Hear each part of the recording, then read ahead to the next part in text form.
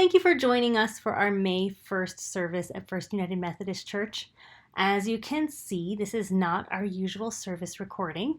We were unable to record or live stream our service on Sunday due to a technical glitch. So we want to thank Coco Crum, our guest speaker, who graciously recorded her sermon for us so that we could post it here instead. And also my son, William Hauk, who served as our lay reader for this video. We did find our technical problem, so next Sunday we will be live, so you can join us live at 11 o'clock on Sunday morning, or join us with the recording later on in the week, however you prefer. Thanks. Today's reading is Ruth chapter 2, verses 20-21 from the New Living Translation. Naomi encountered hardship after hardship. First, during a famine, she and her husband and 2 sons were forced to journey from Bethlehem to Moab in search of food. Then her husband died, and 10 years later, her 2 sons died as well. Naomi and her 2 daughters-in-law were left alone, far from Bethlehem with no support. Ruth chapter 2, verses 20-21. 20. Don't call me Naomi, she responded. Instead, call me Mara, for the Almighty has made life very bitter for me. 21. I went away full, but the Lord has brought me home empty. Why call me Naomi when the Lord has caused me to suffer and the Almighty has sent tragedy upon me? With all that is going on in our world, it seems I ask this question every day. Why? Why, God, are we plagued by COVID? Nearly 1 million people dead in the United States, including some of our own church members, friends, and my dad. Why? Why, God, are thousands being slaughtered and cities destroyed in Ukraine? Why would one man have so much hatred toward his neighbors? Why, God, is there so much division over culture and justice issues in America? Do you really care about each of our politics, social orientation, and origins? Why are we losing children to school shootings and people of all ages to drugs and alcohol? And the list goes on. This list does not include the personal struggles that have impacted each of us. I think about my husband. Why did he have to be ill for 23 years and die of cancer? And my younger sister too. And why can't people just get along? Here's one thing that each item in my list of whys has in common. None of them is within my control. Each of them is caused by external force. Or in the case of cancer, as my husband used to say, it is caused by one rogue cell infecting other cells that infects still more cells. I have always struggled to understand those things outside my control that are hurtful or tragic, or just plain don't make sense, even as a child, and I still do. I was traumatized after my husband died 14 years ago. Jerry suffered greatly during the last 2 years of his life. The pain and side effects of the many cancer treatments were unimaginable.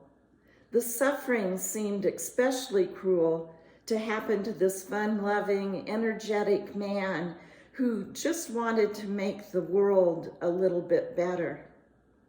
My question was, why would God put Jerry and me and our family and friends through that agony?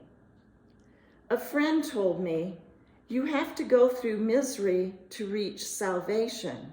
Look what happened to Jesus. That explanation did not satisfy me.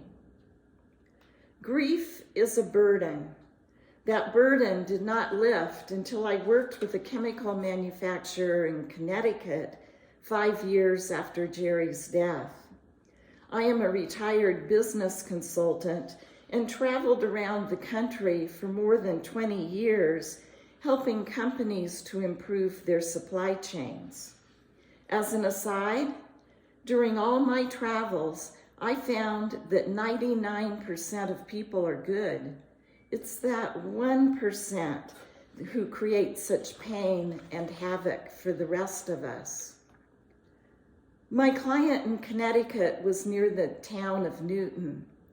That's where 20 children and 6 teachers were shot and killed at Sandy Hook Elementary School. I mentored and coached 5 managers as well as the company's executive team. 4 of the 5 managers were in their mid-30s and were parents of young children. The 5th manager was in her 50s and had a 5-year-old grandson. Each manager knew someone who lost a child or whose child witnessed the shootings at Sandy Hook. The managers brought up the subject of Sandy Hook during every one-on-one session I had with them, and often in our group meetings. They were heartbroken, and they were fearful for their own children and grandchild. I ended up extending the time of the one-on-one sessions so that they would not be rushed talking about what they were going through. They talked, and I mostly listened. During one trip to Connecticut, I happened to see an ad for the book, The Question That Never Goes Away, by Philip Yancey. He writes of talking with those who lost loved ones in the earthquake and tsunami in Japan, the war in the Balkans, and the Sandy Hook shootings. The question that never goes away is, why does God allow these tragedies to occur? I downloaded the book on my iPad thinking I might learn something that would help me help the managers to loosen the grip of their fear and grief. What I did not expect was help with my own grief. A passage in the book struck me like a bolt of lightning. In the book, Philip Yancey describes a man whose daughter was killed in the Sandy Hook shooting. The father came to view his daughter's life as a gift. Yancey quotes the father saying, "When I remember the appropriate response to a gift is gratitude, even when the gift is taken away, then I am better able to try and thank God that I was ever given her in the first place." Suddenly, the locks on my brain and heart opened, freeing me of the burden of grief. Why had I focused on what I had lost rather than what I and others had gained from Jerry's life? Rethinking of Jerry as a gift from God, I appreciated that we had been blessed to have loved each other. Our love was deep and enduring. Jerry gave me so much, including a better understanding of people, the world, and science and technology. He taught me how to enjoy the moment and how to be bold. He gave much to other people with his humor, intellect, and his willing to help those who had difficulty advocating for themselves. In thinking about God's gifts to us, I also realized that I rarely ask God why when good things happen to me. Why is it that I lament God when bad things happen, but do not appreciate that God also has a hand in the good things in my life? The experience with those managers in Connecticut was a turning point for me, and for them too, I think. Our burdens intersected at the right time, and I can only think it was the hand of God. I wasn't originally assigned to work with that client. I took over when a fellow consultant had an issue that did not allow him to continue the work. During the turmoil of the last few years, I have come to accept that traumatic things happen that we cannot control. And it's okay to question God. We're in good company when we question God, right up there with Moses and David and Thomas, to name a few. Tragedies and hardships have been the story of humankind since the beginning of time. They are well documented in the Bible, history books, and folklore. I think of Naomi, Ruth's mother-in-law. Naomi plays a central role in the book of Ruth, but we usually pay more attention to Ruth than Naomi. Ruth's story tugs at our heartstrings. There's romance involved, and in the end, Ruth gets her man. Naomi is compelling too. Her story involves hardships outside her control. Naomi and her husband flee Bethlehem during a famine and go to Moab with their 2 sons in search of food. That's a journey of around 1,800 miles in a time when there was much civil unrest and violence. The journey alone must have been harrowing. After settling in Moab, Naomi's husband dies. Her 2 sons marry, but they too die 10 years later. Putting myself in Naomi's shoes, I would have been devastated. She was far from home. She had to feel responsibility for her daughters-in-law. How would they survive? And why would God do such a thing to her? Naomi saw a bleak future for herself, and she became bitter. She tells her daughters-in-law, "Things are far more bitter for me than for you, because the Lord himself has raised his fist against me." Naomi even changed her name to Mara, which means bitter. When questioned about her name after she and Ruth returned to Bethlehem, Naomi explains, "The Lord has brought me home empty. Why call me Naomi when the Lord has caused me to suffer and the Almighty has sent such tragedy upon me?" The experiences of Naomi, those managers in Connecticut, as well as my own, are fueled by tragedy outside our control. But we have something else in common. That's the healing grace of kindness. Naomi and Ruth were offered kindness and food and security when they returned to Bethlehem. The book of Ruth concludes with Naomi cuddling her grandson close to her breast, and the women of Bethlehem proclaiming, "Praise the Lord, who has now provided a redeemer for your family.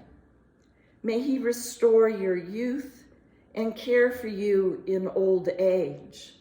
For he is the son of your daughter-in-law who loves you and has been better to you than 7 sons." The Bible doesn't say so directly, but the description of Naomi holding her grandson close makes me think that she no longer felt empty. The managers I worked with in Connecticut were not empty. They were always compassionate toward others and made a point to look out for each other, even when they may have been struggling. I too receive kindness from all sorts of people. My sister always watches out for me. My friends were there for me and Jerry, especially in times of crises. After Jerry's death, My colleagues encourage me to get back in the saddle helping our clients. Friends, old and new, support me today. I have come to believe that kindness is the antidote for the poison of tragedies and hatred. In addition to the horror, I see kindness every night on the news programs showing Ukrainians helping one another to escape the onslaught of their towns. Even watching out for a 5-year-old boy traveling alone to Poland with a phone number scribbled on his hand. Kindness is how God shows me He is by my side. Kindness is an act of love. I have seen the kindness the people in our church extend one another. We are well practiced at kindness in this church, and it shows in gestures small and large. It's why I worship here each week. It's also why I like our purpose statement, which says, through our words, actions, and deeds, we will share God's transforming love with all people, wherever they are on life's journey, in our community and beyond. Kindness is an action and a deed. I like our purpose statement because I personally want to extend the kindness I see in our church family to people outside our church. Most people in our community have also been hurting from the events of the past few years. They need the same type of compassion that the women in Bethlehem showed Naomi, and that we offer one another in this church.